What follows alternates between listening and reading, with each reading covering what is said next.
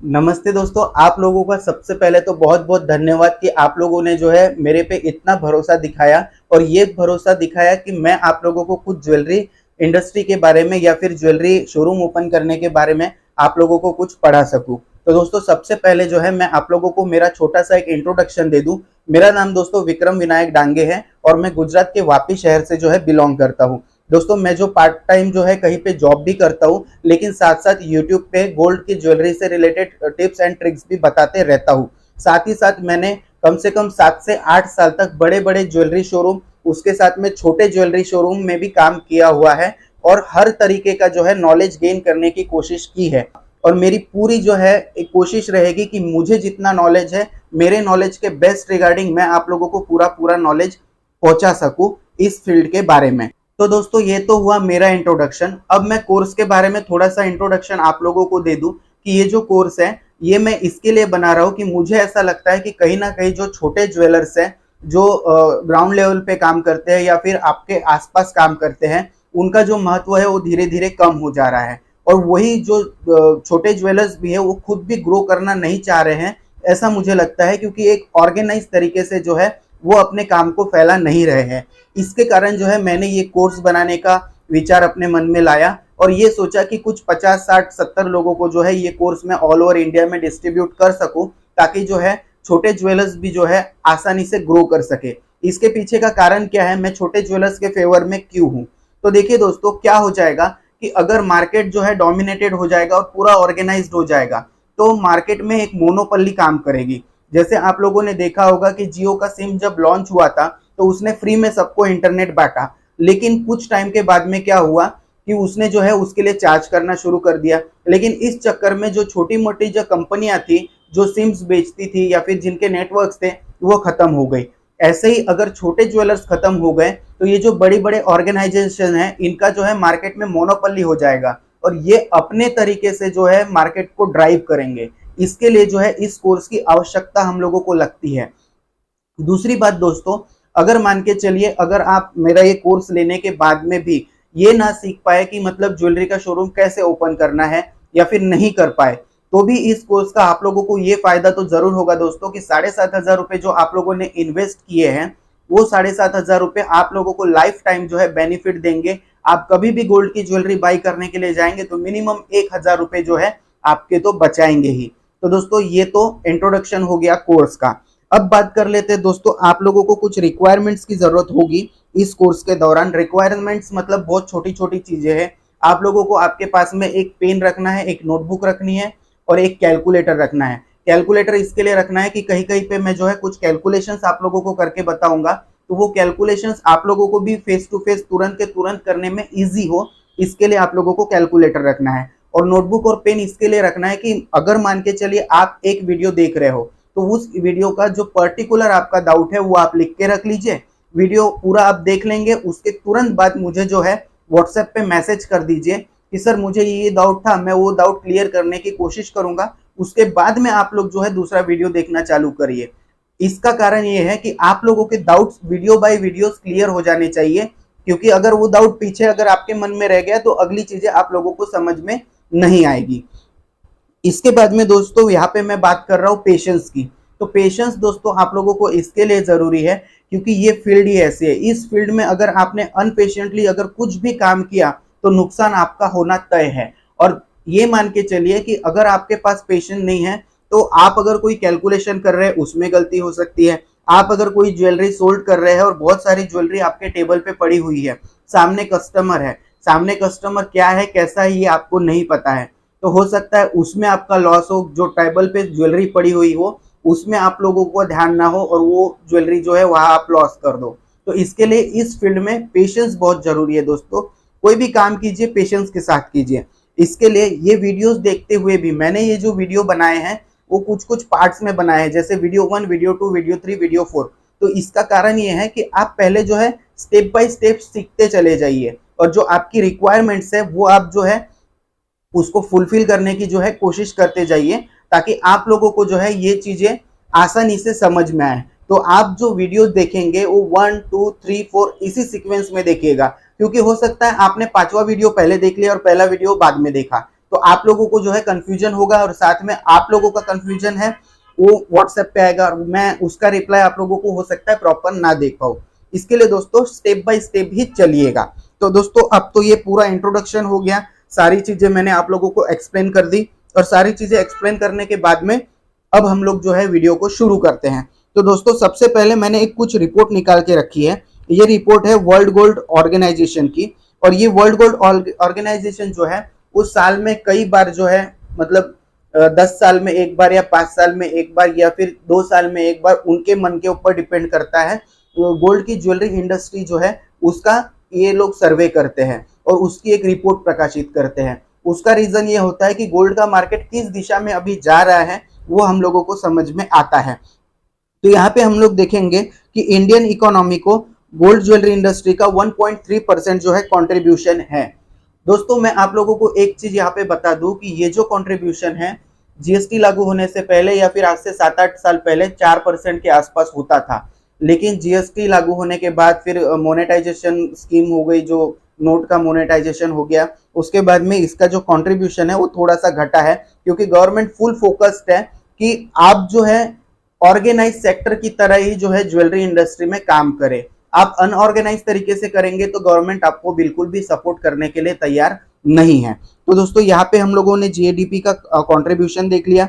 अब हम लोग बात कर लेते हैं, यहाँ पे आप लोग देखेंगे over the last decade the retail jewellery market has undergone a notable shift driven by the changes in consumer behaviour and government regulations designed to encourage the industry to become more organised.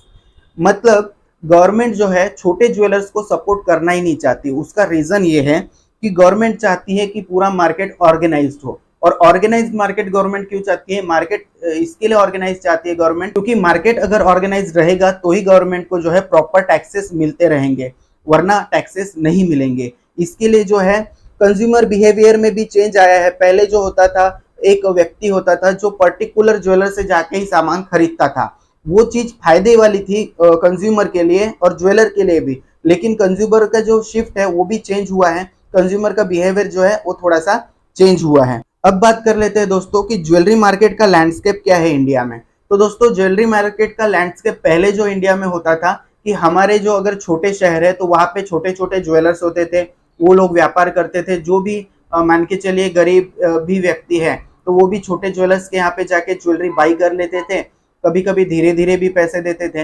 लेकिन इस organise sector का एक loss ये था कि जो customer है उसको कहीं ना कहीं लॉस होता था, क्योंकि ज्वेलर जो है कहीं कहीं पे अपनी मनमानी भी करते थे।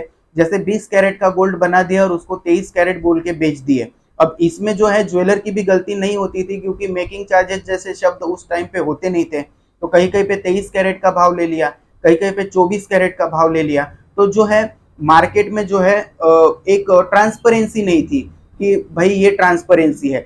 लेकिन 2000 के बाद में कुछ कॉर्पोरेट ज्वेलर्स आए, जैसे तनिष्क आया, उसने क्या किया, लोगों की आंखें खोलना शुरू कर दिया। अब आंखें खोलना शुरू कर दिया, उसने क्या एक मोनोपोली अपनाई कि उसने ये कहा कि भाई आप अपनी ज्वेलरी जो है हमारे पास फ्री में चेक करवाने के लिए आ सकते हैं। अब फ्री में कोई भी ज्वेलरी अगर चेक करके अपनी दे रहा है कोई भी ज्वेलर, तो सब लोग जाएंगे ही उसके पास, तो लोग उसके पास जाने लग गए। अब लोगों ने देखा कि जो ज्वेलरी उसको 24 कैरेट बोल के बेची गई है वो 20 कैरेट है। लेकिन वहां पे जो है छोटे ज्वेलर्स इन लोगों को समझाने के लिए, मतलब इन कस्टमर्स को समझाने के लिए जो है वो कहीं ना कहीं कैपेबल नहीं थे कि भाई हमने भले ही आप लोगों को जो 20 कैरेट की ज्वेलरी दी है 23 कैरेट या 24 कैरेट बोल के, लेकिन आप लोगों से हमने कोई 15% 18% जो है मेकिंग चार्ज नहीं लिया है, ना ही कोई जीएसटी लिया है, ना ही कोई टैक्सेस लिए हैं। तो ये बात अपनी डिलीवर करना जो है ये जो छोटे ज्वेलर है वो डिलीवर कर नहीं पाए, और इसी की वजह से धीरे धीरे जो है इनके ऊपर से जो है कस्टमर्स का भरोसा उठता चले गया। और इन लोगों ने जो है उस टाइम पे भी खुद को जो है चेंज करने की कोशिश नहीं की, छोटे ज्वेलर्स ने। अगर कोई ज्वेलर बंधु भी ये वीडियो देख रहा है तो वो जो है मतलब ऐसा ना माने कि भाई मैं गलत बात बोल रहा हूँ। जो राइट थिंग है वो मैं यहाँ पे डिस्कस कर रहा हूँ, और आप लोग को बुरा बिल्कुल मानने की जरूरत नहीं है, क्योंकि मैं मार्केट के बारे में हर एक चीज जो है आप लोगों को समझाना चाहता हूँ। आज की डेट में हालत ये है दोस्तों कि अगर आप लोग देखें कि इंडिया में ये जो है एक यहाँ पे फिगर आउट किया हुआ है, इंडिया में जो ये इनर रिंग है, ये वाली इनर रिंग है, ये इनर रिंग दर्शाती है 2015 के आंकड़े। तो 2015 में जो है ये छोटे ज्वेलर्स है जो 50% हुआ करते थे, और ये जो आउटर रिंग है ये 2021 की है। अब ये 2021 में जो है 37% रह गए हैं। अब ये जो ब्लैक वाले जो दिख रहे हैं ये इनर रिंग अगर हम लोग देखें 2015 की, तो ये जो ज्वेलर्स थे ये 20% थे, अब ये बढ़कर जो है 28% हो गए हैं।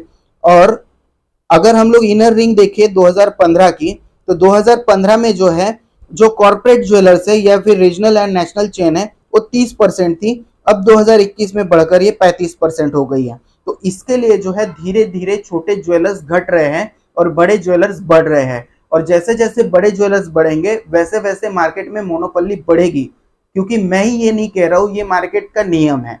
तो इसके लिए जो है ये कोर्स हम लोगों ने जो है डिजाइन करने की कोशिश की है। इसी के साथ साथ आप कुछ ये डाटा देख सकते हैं कि तनिष्क के कितने स्टोर है, 2021 तक के ये आंकड़े हैं, कितने सिटीज में हैं। उसके बाद में मालाबार के 150 स्टोर है, 111 सिटीज में है। सेनको के 126 स्टोर है, 85 सिटीज में है। तो इसका जो ये जो पूरा डाटा है ये मैं आप लोगों को जो है शेयर कर दूंगा, मैं इसका पीडीएफ जो है इसी पेन ड्राइव में डाल दूंगा। ये वीडियो कंप्लीट होने के बाद में आप लोग पूरा एक बार पढ़ लीजिएगा, ताकि आपको जो है पूरी डिटेल इसके बारे में मिल सके। मैंने यहाँ पे जो है जस्ट एक्सप्लेन आप लोगों को करने की कोशिश की हुई है। अब दोस्तों ये जो वीडियो है मैं बहुत खींचने वाला हूँ, ये मान के चलिए कि मैं यूट्यूब पे वीडियो तो बनाने वाला नहीं हूँ, तो एक एक चीज आप लोगों को एकदम डिटेल में देने की कोशिश करूंगा। तो आप लोग हो सकता है बोर भी हो, लेकिन मैं आप लोगों को एकदम डीप सिखाने के लिए जा रहा हूँ, और कोई भी चीज को डीप अगर आप लोग सीखोगे तो बोर जरूर होंगे। तो इसके लिए जो है वीडियो YouTube की तरह मैं एकदम शॉर्ट नहीं बनाने वाला हूँ, इसके लिए आप लोग वीडियो पूरे ध्यान से इत्मीनान से फ्री होके ही देखिएगा।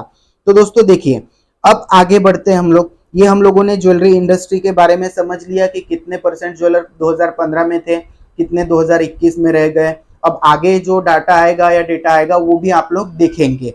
अब दोस्तों ज्वेलरी मैन्युफैक्चरिंग की अगर हम लोग बात करें तो इंडिया में जो है मोस्ट ऑफ ज्वेलरी जो है वो बाहर से ली जाती है। बाहर से इन द सेंस कोई मैन्युफैक्चरर होता है उससे जो है ज्वेलरी ले ली जाती है ज्वेलर्स के द्वारा।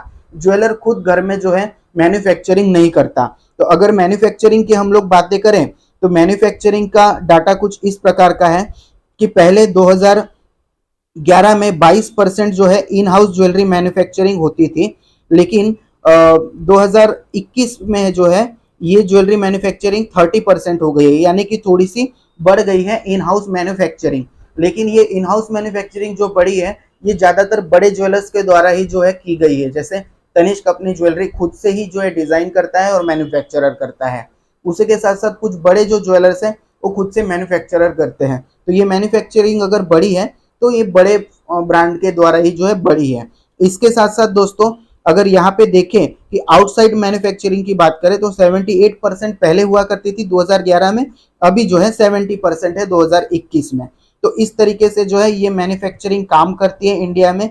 आउटसोर्स ज्यादा किया जाता है चीजों को, इन हाउस बनाने की बजाय आउटसोर्स ज्यादा किया जाता है। और इसका बेनिफिट भी होता है, अगर आप इन हाउस कोई चीज बनाओ तो आपका टाइम भी जाएगा, और उसके बाद में होगा ये कि आप लोगों को मैन पावर भी बढ़ाना पड़ेगा, जगह भी बढ़ानी पड़ेगी, स्पेस की भी ज्यादा जरूरत होगी। इसके लिए आउटसोर्स करने में कोई भी चीज जो है बेनिफिट होता है। ज्वेलरी इंडस्ट्री की मैं बात कर रहा हूँ, दूसरे इंडस्ट्रीज के बारे में मुझे उतना आइडिया नहीं है। तो ये सारा जो है ये पूरा डाटा जो है डेटा मैं आप लोगों को शेयर कर दूंगा कि आप लोग कैसे जो है देख सकते हैं इसको कि किस तरीके से जो है इंडस्ट्री वर्क करती है।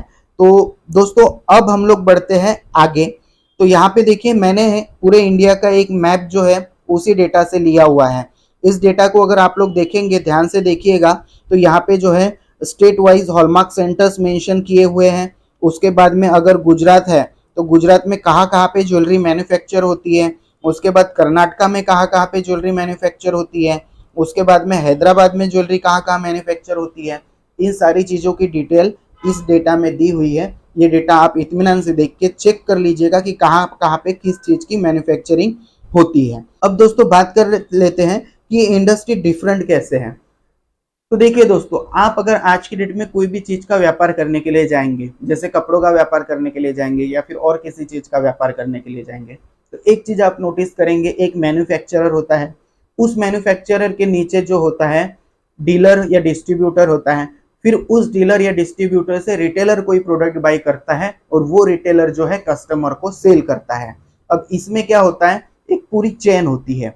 लेकिन इस इंडस्ट्री में क्या होता है, होता उल्टा है। पहले कस्टमर होता है, कस्टमर अपनी डिमांड रखता है, उस तरीके से ज्वेलर जो है अपने पास में ज्वेलरी रखता है, और उसी तरीके से मैन्युफैक्चरर को भी ज्वेलरी जो है मैन्युफैक्चर करनी पड़ती है, और मैन्युफैक्चरर के बाद में डीलर या डिस्ट्रीब्यूटर जैसी कोई भी चीज इसमें होती नहीं है।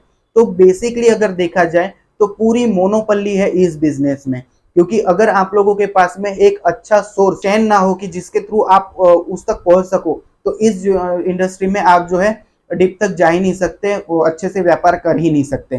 तो दोस्तों ये इंडस्ट्री कुछ इस तरीके से डिफरेंट है अदर इंडस्ट्रीज से। इसी के साथ साथ दोस्तों बहुत सारी जगहों पे आप लोगों ने ये भी देखा होगा कि लोग जो है, जैसे आप मान के चलिए कपड़े के किसी व्यापारी के पास गए, तो वो आपको एंटरटेन करेगा, बोलेगा आइए सर बैठिए, मैं आपको ये दिखा देता हूँ, वो दिखा देता हूँ, आप ऐसे अपना सेटअप कर सकते हैं, मैं आपके घर तक सर स्टॉक ऐसे पहुंचा दूंगा। लेकिन अगर आप किसी गोल्ड ज्वेलरी मैन्युफैक्चरर के यहाँ पे जाते हैं तो आप लोगों को उस तरीके से एंटरटेन नहीं किया जाता। आप लोगों को वहाँ पे जो है दूर ही रखा जाता है। आप लोगों को ये कहा जाता है कितने का टर्नओवर है, कितना किलो ले सकते हो, वहाँ पे किलो से बात होती है। तो आप लोगों को घबराने की जरूरत नहीं है, मैं धीरे धीरे आप लोगों को सारी चीजें जो है समझाऊंगा। ये एक इंट्रोडक्शन वीडियो है, ये अगर आप इंट्रोडक्शन समझ लेंगे ध्यान से, इसके बाद स्टेप बाय स्टेप जो है हम लोग आगे बढ़ेंगे। अब दोस्तों बात करते हैं हाउ वी विल रन। तो मैंने तो ये समझा ही दिया आप लोगों को कि आप लोग क्या है किस तरीके से सीख सकते हैं, मैंने किस स्टेप में जो है वीडियो आप लोगों के लिए बनाए हुए हैं। तो जो स्टेप में मैंने वीडियो बनाए हैं उसी स्टेप में आप जो है फॉलो कीजिएगा। अब दोस्तों बात कर लेते हैं सेटअप इन्वेस्टमेंट की। तो दोस्तों देखिए, जाहिर सी बात है ये वीडियो आप लोग इसके लिए देख रहे हैं कि आप लोग सेटअप कैसे, मतलब कैसे ज्वेलरी का शोरूम ओपन करना है, क्या करना है, इसीलिए ये वीडियो आप लोग देख रहे हो। तो सेटअप करते वक्त हम लोगों को एक चीज का ध्यान रखना है कि जितना मिनिमम से मिनिमम हो हम लोगों का सेटअप इन्वेस्टमेंट हो। क्योंकि होता क्या है, देखिए हम लोग आज की डेट में बड़े बड़े ज्वेलर्स को देखते हैं और उनके यहाँ देखते हैं kilo, 1.5 kilo, 2 kilo, 50 kilo stock. फिर उस स्टॉक को देख के हम लोग जो है डिमोटिवेट हो जाते हैं, और हम लोग चाहते हैं कि, या फिर मोटिवेट भी होते हैं तो हम लोग भी चाहते हैं कि हम लोग भी इतना ही बड़ा ज्वेलरी शोरूम ओपन करें। लेकिन दोस्तों शुरू सबने अपने घर से ही किया था। एक छोटा सा टेबल होता था, उसके ऊपर एक फुकनी रखी होती थी और एक दिया रखा होता था, उसी से सबने शुरू किया था। तो आपको भी जो है बेसिक लेवल से ही शुरू करना है, और आपकी जो कैपेसिटी होगी उसी हिसाब से शुरू करना है। ऐसा नहीं कि भाई आपने सारा इन्वेस्टमेंट सेटअप में डाल दिया, सारा चीजें सजाने धजाने में लगा दी, और आप जो है बिजनेस के लिए आपके पास में फंड ही नहीं है। तो ऐसा भी आप लोगों को नहीं करना है। तो यहाँ पे अगर सेटअप की बात करें तो आप लोगों को एक 350 से 500 स्क्वायर फीट की शॉप की जरूरत होगी मिनिमम। शोरूम अगर आप लोग डालना चाहते हैं तो इसका इंटू 4 कर दीजिए, तो वो शोरूम हो जाएगा। शॉप और शोरूम में फर्क बस इतना होता है कि शॉप में जाके आप शॉपिंग करते हो सकता है वहां पे जो है डिजाइन कम हो और भी बहुत सारी चीजें कम हो, लेकिन शोरूम में क्या होता है सारी चीजें शो पे होती है। तो वो एक शोरूम हो गया। तो अगर आप लोगों को शॉप ओपन करनी है तो 350 से 500 स्क्वायर फीट की जगह चाहिए, और शोरूम डाल रहा है तो इंटू इसका 4 कर दीजिए, मतलब 2000 स्क्वायर फीट की जगह चाहिए। अब शॉप रेंट की बात कर लेते हैं। ऐसा तो है नहीं कि आपकी खुद की शॉप होगी, शॉप आपको रेंट पे ही लेनी पड़ेगी। तो शॉप आप रेंट पे कैसे ले सकते हो, टीयर 2 सिटी में जो है 80 से 100 रुपए पर स्क्वायर फीट रेट है शॉप का। अब टीयर 2 सिटीज क्या है, टीयर 2 सिटीज मतलब जो टीयर 1 सिटी है वो तो मेट्रो सिटीज है, फिर उसके बाद में छोटे शहर, फिर उसके बाद में छोटे शहर मतलब टीयर 3 सिटी हो गई, और उसके बाद में जो है विलेजेस हो गए। तो आप अगर किसी विलेज में रहते हैं तो आप लोगों को घबराने की जरूरत नहीं, क्योंकि जगह का रेंट बहुत कम होता है। लेकिन अगर आप छोटे मोटे शहर में रहते हैं तो वहां पे आप चेक कर लीजिए कि जगह का रेंट क्या है, और रेंट जितना कम हो उतना बेटर है, क्योंकि रेंट अगर कम रहेगा तो हम लोगों को बाकी चीजें मैनेज करने में जो है आसानी रहेगी। ये तो हो गई शॉप की बात। दोस्तों देखिए ये तो सारी चीजें बेसिक हैं, ये आप लोगों को भी शायद पता होगी, लेकिन जब एक कोर्स डिजाइन किया जाता है तो सारी चीजें जो है मेंशन करना बहुत जरूरी होती है। तो इसके लिए मैं ये सारी चीजें आप लोगों को जो है पहले ही बता दे रहा हूँ। अब मान के चलिए 500 स्क्वायर फीट की आप लोगों ने जगह ली और 100 रुपया स्क्वायर फीट अगर जगह है, मैं अपने सिटीज के अकॉर्डिंग बात कर रहा हूँ, आपके सिटी के अकॉर्डिंग आप लोग अपना कैलकुलेशन पहले ही कीजिएगा, क्योंकि बिजनेस शुरू करने से पहले कैलकुलेशंस हमारे मन में जो है वो होने बहुत जरूरी है, और ऑन पेपर होने बहुत जरूरी है कि क्या क्या कैलकुलेशन है वो हम लोगों को लगेंगे, हम लोगों का खर्चा कितना होगा, उस हिसाब से हम लोगों को चीजें प्लानिंग करने में जो है आसानी होगी। तो 500 स्क्वायर फीट अगर आप लोगों के पास जगह है और 100 रुपया स्क्वायर फीट रेट है, तो 50,000 रुपये मेरे सिटी का होता है। आप अपने सिटी का कैलकुलेट कर लीजिएगा। अब डिस्प्ले कॉस्ट की बात कर लेते हैं। तो डिस्प्ले कॉस्ट क्या होता है कि आप जो शोरूम बना रहे हैं उसमें पीओपी भी आपको करना है, उसके बाद में लाइटिंग भी करनी है, उसके बाद में डिस्प्ले भी करना है। तो डिस्प्ले आप जो है छोटे मोटे जो कारीगर है आपके आसपास के, उन्हीं को अप्रोच कीजिए, कुछ शोरूम्स घूमिए, वहां से उनसे पूछिए मत, बस ऑब्जर्व कीजिए और आइडिया लीजिए कि कम जगह में ज्यादा बड़ा डिस्प्ले दिखे, ऐसे क्या करना चाहिए। इसके बाद में जो है आप लोगों को एक चीज का और ध्यान रखना है कि डिस्प्ले ऐसा होना चाहिए जो दिखे ब्रॉड लेकिन उसमें ज्वेलरी कम लगी हो। क्योंकि क्या होता है कि जैसे मान के चलिए हम लोगों ने पूरी ज्वेलरी टांग के रख दी और कस्टमर आया और वही ज्वेलरी हम लोग निकाल के दिखा रहे हैं, तो कस्टमर एक चीजों से दो चीजों से सेटिस्फाइड नहीं होता। तो डिस्प्ले में जो ज्वेलरी है वो कम होनी चाहिए। और कस्टमर की एक मेंटेलिटी मैंने हमेशा ऑब्जर्व की है, कस्टमर को अगर कोई भी डिस्प्ले का प्रोडक्ट दिखाओ तो उसके ऊपर उसका ध्यान ज्यादा नहीं जाता, वो उसको देखना ही नहीं चाहता। कस्टमर जो है स्टॉक देखना चाहता है हिडन, जो हिडन रखा हुआ है। तो आप किसी अगर ज्वेलरी शोरूम में गए होंगे तो आपने पहले डिस्प्ले देख लिया, अब डिस्प्ले की चीजें निकाल के अगर कोई कोई जो सेल्समैन है वो दिखा रहा है तो कस्टमर बोलता है हाँ ये तो मैंने देख लिया, आप कुछ अलग दिखाओ। तो ये चीज होती है। इसके लिए डिस्प्ले जो है जितना मतलब कम उसमें ज्वेलरी आए वैसा आप लोगों को बनाना है। अब इसके लिए आप लोग क्या कर सकते हो, इसके लिए आप जैसे Arya24 करके एक कंपनी है जो गोल्ड के फॉइल बनाती है, जो गोल्ड की मूर्तियां बनाती है, एमराल्ड करके कंपनी है जो गोल्ड फॉइल की मूर्तियां बनाती है, उनसे आप जो है ये आर्टिकल्स बाई कर सकते हो। तो उसमें क्या होता है आप लोगों को 30 to 40% मार्जिन भी मिलती है और दिखने में ये सारी चीजें बहुत अच्छी लगती है। इसके लिए जो है आप लोगों को डिस्प्ले कॉस्ट कम रखनी है। तो इस तरीके से आप जो है अपना डिस्प्ले डिजाइन कर सकते हो। अब यहाँ पे आप लोगों को एक अपनी इंटीरियर कॉस्ट भी जोड़ना जरूरी है। Interior cost in the sense आप लोगों को पीओपी करनी है या फिर प्लेन रखना है, या फिर आप लोगों को जैसे मान के चाहिए कहीं पे ग्लास भी लगाने हैं।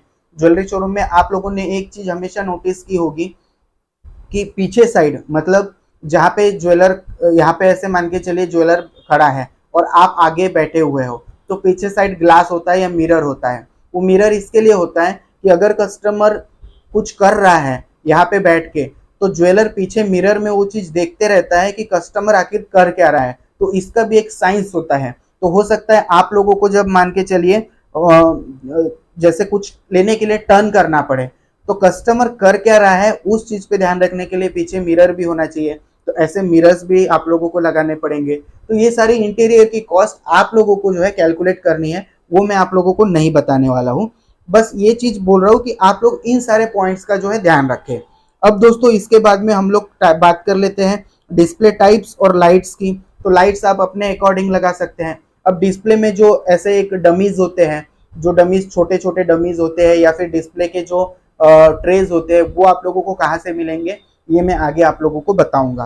तो क्योंकि मैं आप लोगों को एक एक चीज बताऊंगा कि आपको बॉक्स कहाँ से खरीदने हैं, आपको जो डिस्प्ले के डमीज है वो कहाँ से खरीदने हैं, उन सारी चीजों का जो है मैं नॉलेज आप लोगों को आगे दूंगा। ये सिर्फ मैं जो है आप लोगों को एक कैलकुलेट करने के लिए कह रहा हूँ कि आप लोगों की कॉस्ट कितनी लगने वाली है। अब दोस्तों बात कर लेते हैं कि इक्विपमेंट्स की। तो वेइंग स्केल लेना जरूरी है, उसके बाद में कुछ औजार जरूरी होते हैं, जैसे आप लोगों का पकड़ हो गया, उसके बाद में अलग अलग टाइप के 2-3 पकड़ होते हैं, छोटी सी हथौड़ी होती है, ये सारी चीजें जैसे हुक निकालना है या फिर कुछ अटक गया फंस गया, तो उसके लिए ये छोटे छोटे औजार बहुत जरूरी होते हैं जो आप लोगों के पास होने चाहिए। और ये सारे औजार कहाँ से मिलेंगे ये मैं आगे जैसे ही वीडियोज में आगे बढ़ूंगा वैसे आप लोगों को बता दूंगा। इसके बाद में आप लोगों को एक टोटल कॉस्ट जो है वो क्या आएगी वो कैलकुलेट कर लेनी है। और ये टोटल कॉस्ट जो है दोस्तों जितनी कम आप रखना चाहे उतनी कम रखने की कोशिश कीजिएगा। उसका रीजन ये है कि आप कॉस्ट जितनी कम रखेंगे उतना हमारा इन्वेस्टमेंट बढ़ेगा, और अगर आपने कॉस्ट बहुत बढ़ा दी तो इन्वेस्टमेंट कम हो जाएगा। सो दैट्स वाई आप लोग ये सारी चीजें कैलकुलेट करने के बाद में आप लोगों की पर मंथ कितना, मतलब जैसे रेंट है तो रेंट का तो पर मंथ कैलकुलेशन होगा, वैसे ही लाइट बिल है तो लाइट बिल का भी परमानेंट जो कैलकुलेशन है वो होगा। तो पर मंथ आप लोगों को कितना लगने वाला है कॉस्ट, इसका भी आप लोग जो है कैलकुलेशन निकाल के रख लीजिए। अब दोस्तों मेन बात आती है कि हाउ मच मनी रिक्वायर्ड। अब हाउ मच मनी रिक्वायर मतलब पैसे की जरूरत कितनी है, तो नॉट कंपलसरी पैसे जो है वो कुछ इस तरीके से, नॉट कंपलसरी मतलब ये चीजें करना आपके लिए कंपलसरी नहीं है, लेकिन हो तो एक अच्छा बिजनेस, स्मूथ बिजनेस रन करने के लिए ये चीजें अच्छी होती है। तो सबसे पहले हम लोगों के पास 6 महीने तक का रेंट होना चाहिए। तो इससे क्या होगा, आपका पूरा ध्यान जो होगा वो अपने बिजनेस पे होगा, ना कि रेंट देना है, ना कि लाइट बिल भरना है, इसके ऊपर होगा।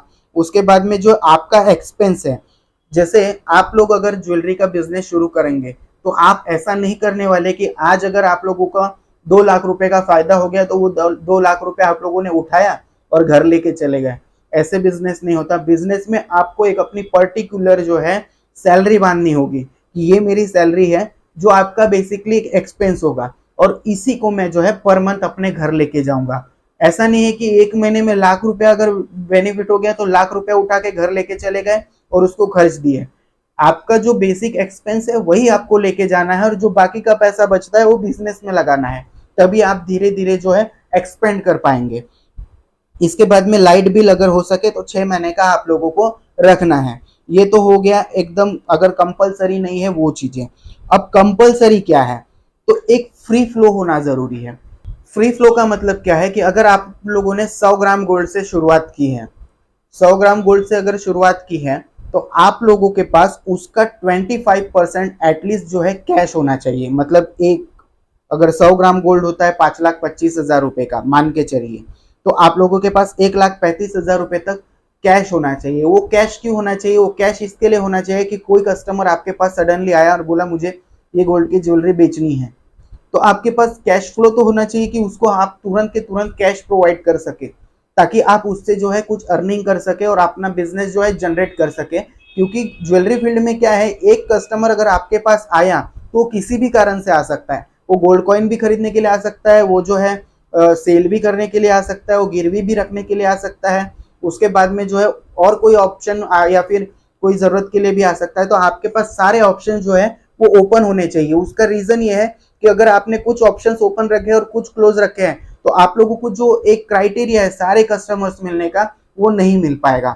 इसके लिए जो है कैश का फ्लो भी आपके पास होना चाहिए। अब बात कर लेते हैं दोस्तों, हाउ मच गोल्ड रिक्वायर्ड।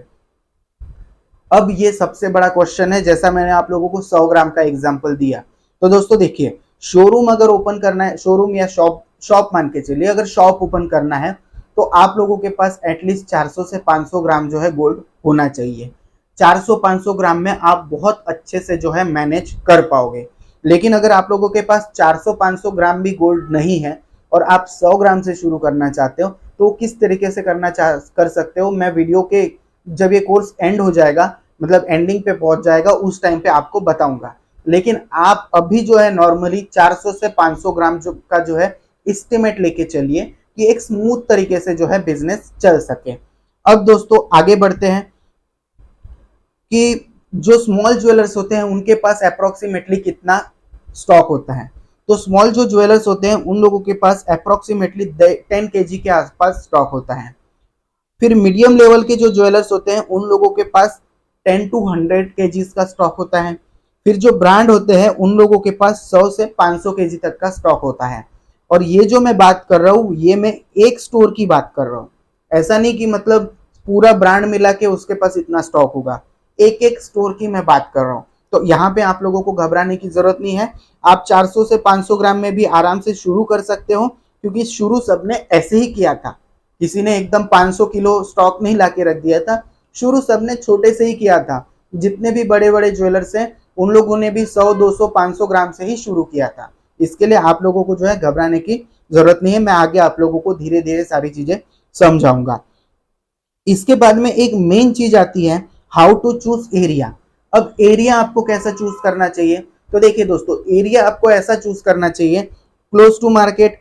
तो इससे क्या फायदा होगा, अगर मार्केट के पास में है तो आप लोगों को एक बेनिफिट हो सकता है कि सारे लोग वहीं पे जाते हैं और वहीं से ज्वेलरी बाई करके आते हैं, तो आपको जो है क्राउडिंग ज्यादा मिलेगी, क्राउड ज्यादा मिलेगा। उसके बाद में इनटू द मार्केट, अगर मार्केट के अंदर है तो आप लोगों को एक ध्यान रखना चाहिए कि ना एकदम लास्ट में हो ना एकदम स्टार्ट में हो, सेंटर में आपका जो है एरिया हो, तो आप लोगों को बेनिफिट होगा।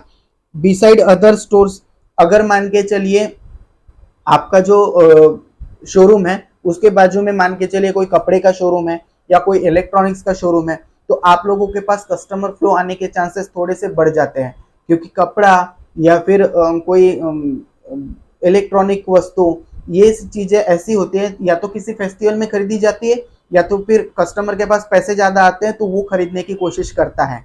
तो इसके लिए आप लोगों का स्टोर होना चाहिए इन एरियाज के आजू बाजू। और या फिर होता है ऑरफॉर्म होम।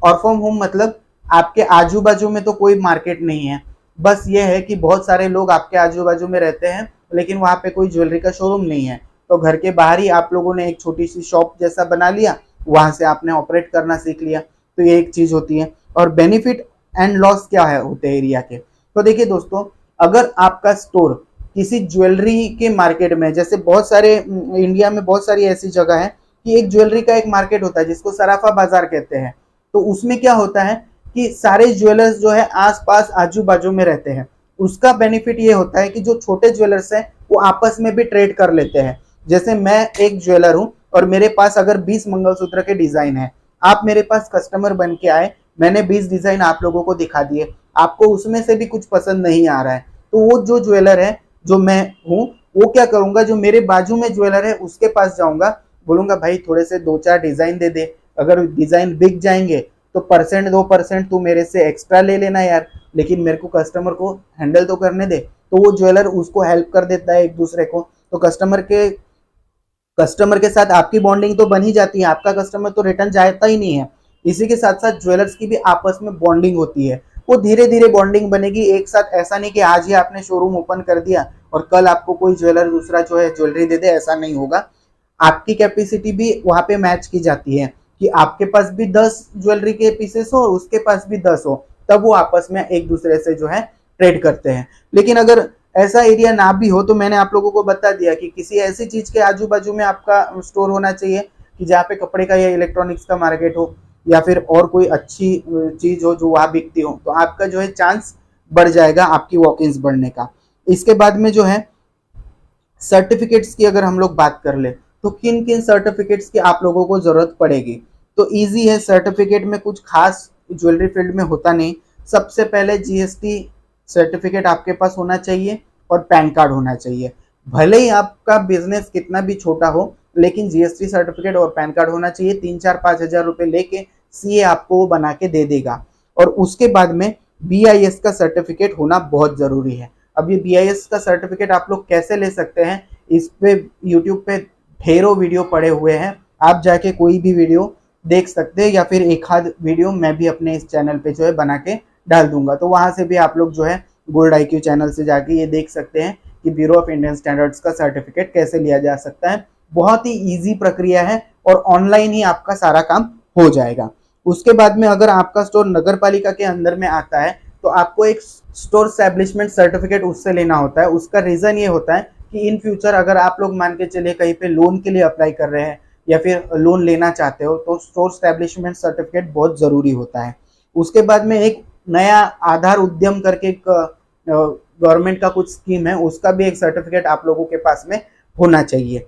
इसके बाद में रेंट एग्रीमेंट होना आपके पास बहुत जरूरी है। अगर मान के चलिए आपकी खुद की प्रॉपर्टी है तो फिर कोई दिक्कत नहीं है, लेकिन आप किसी से किराए से ले रहे हो तो रेंट एग्रीमेंट होना बहुत जरूरी है, क्योंकि रेंट एग्रीमेंट अगर आपके पास रहेगा तो ही इन फ्यूचर आप लोगों को जो है गवर्नमेंट की स्कीम्स का जो है लाभ मिल पाएगा। उसके बाद में इब्जा। अब ये इब्जा क्या है, Indian bullion and jewellery association. तो ये क्या करते हैं कि इनका अगर आप मेंबर हो तो ये आपके लिए बहुत ही मतलब अच्छी चीज है। क्यों अच्छी चीज है, मान के चलिए आप एक छोटे व्यापारी हो, आप कहीं पे भी गए तो आप अपना इंट्रोडक्शन कैसे दोगे कि भाई मैं एक ज्वेलर हूँ, मुझे ज्वेलरी की जरूरत है। लेकिन आप वहां पे अगर गए तो आप ये कह सकते हैं कि सर मैं इब्जा का एसोसिएट मेंबर भी हूँ, तो आप जो है मुझ पे भरोसा कर सकते हैं। चाहे तो आप अपना जो है एसोसिएशन का जो भी आईडी है वो भी दिखा सकते हैं।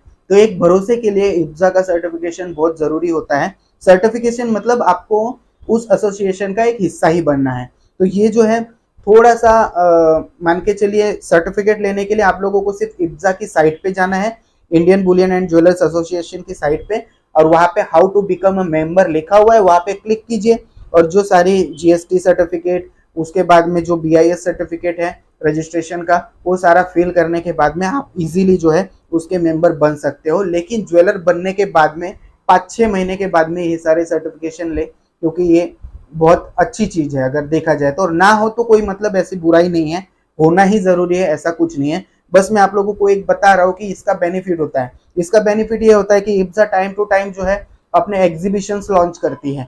अब ये एग्जीबिशंस लॉन्च करती है तो उसमें मेंबर्स लोगों को जो है फ्री एंट्रीज होती है, और अगर आप लोग मेंबर नहीं है तो आप लोगों को एंट्री नहीं मिलेगी, या फिर आप कोई ज्वेलर नहीं है तो आप लोगों को एंट्री नहीं मिलेगी, और अगर आप लोग ज्वेलर है तो आपको रजिस्टर करके जाना पड़ेगा। तो ये इब्जा के अगर आप एसोसिएट मेंबर रहेंगे तो आप लोगों को इजीली कहीं पे भी आप लोगों को एंट्री मिल जाएगी, चाहे कोई भी एग्जीबिशन हो। और एग्जीबिशन ऐसा नहीं होता, होलसेलर और रिटेलर का एग्जीबिशन होता है। तो इसके लिए आप लोग इजीली जो है इस तरीके से जो है इब्जा की मेंबरशिप लेके उसका फायदा उठा सकते हो। उसके बाद में जीजेसी यानी कि गोल्ड ज्वेलरी जो है काउंसिल होती है, उसके भी आप मेंबर बन सकते हो। लेकिन इसके मेंबर बनने के लिए 1 साल के अंदर 1 करोड़ रुपए का टर्नओवर होना चाहिए, तभी आप इसके जो है मेंबर बन सकते हो। और इसका भी जो मेंबरशिप है आप ऐसे ही जैसे इसकी जीजेसी की जो साइट है वहां पे जाके ले सकते हैं। और जीजेसी का भी यही फायदा है कि ये भी बहुत सारे एग्जीबिशंस करती है। तो न्यू अभी ट्रेंड में क्या डिजाइन्स है, उसके बाद में अभी मार्केट में किस ज्वेलरी का क्या रेट चल रहा है, क्या टंच पे माल मिल रहा है या क्या वेस्टेज पे माल मिल रहा है, ये सारी चीजों के लिए जीजेसी का भी मेंबरशिप होना जरूरी है। लेकिन 1-2 साल के बाद में आप इसको ले सकते हैं, जरूरी नहीं कि आप अभी से अपना बिजनेस एक्सपेंड करो। अब दोस्तों इसके बाद में आ जाता है हमारा new chapter, how jewellery showroom work. तो दोस्तों इसके लिए हम लोग जो है इसके बाद वाली वीडियोस में इसको डिटेल में समझेंगे, और हम लोग अभी यहाँ से शुरू कर देंगे कि आप लोगों का ज्वेलरी का बिजनेस है वो आप कैसे कर सकते हो, किस तरीके से ओपन होता है ये तो मैंने आप लोगों को बता ही दिया, रिक्वायरमेंट क्या है ये भी मैंने आप लोगों को बता दी। इसके बाद में हम लोग जो है डिटेल में समझेंगे कि हम लोगों को कैसे जो है एक दूसरे से कॉन्टैक्ट्स बढ़ाने हैं, कारीगर से कैसे कॉन्टैक्ट करने हैं, मैन्युफैक्चरिंग कैसे होती है, सारी चीज़ें अगली वीडियो में हम लोग समझेंगे।